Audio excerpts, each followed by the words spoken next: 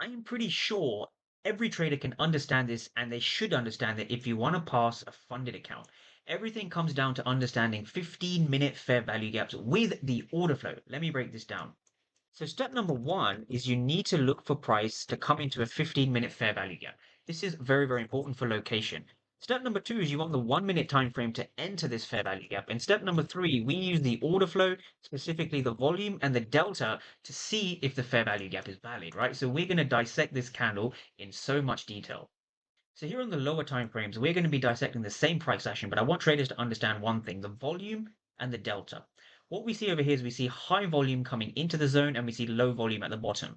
Now we see high volume shift towards the bottom of this candle and we see very, very low volume at the top. Look at this rejection candle over here. We see tiny, insignificant volume and we see massive selling volume over here. This is selling volume because we see a red delta. So we see blue delta and then we see some blue delta, but the blue delta failed to increase price higher. This shows a shift in the true state of delivery way beyond any candlestick could ever show you. So now that we go back to the regular footprint charts, what we've understood from this region is that we have aggressive buyers failing inside of this region. This here is what gives us the indication to take sells, right? So we can take a sell with a stop loss just above this wick, and we're simply looking to target the most recent low of day down here. So if you want to catch these trades, you need to understand where the volume is high and where the volume is low.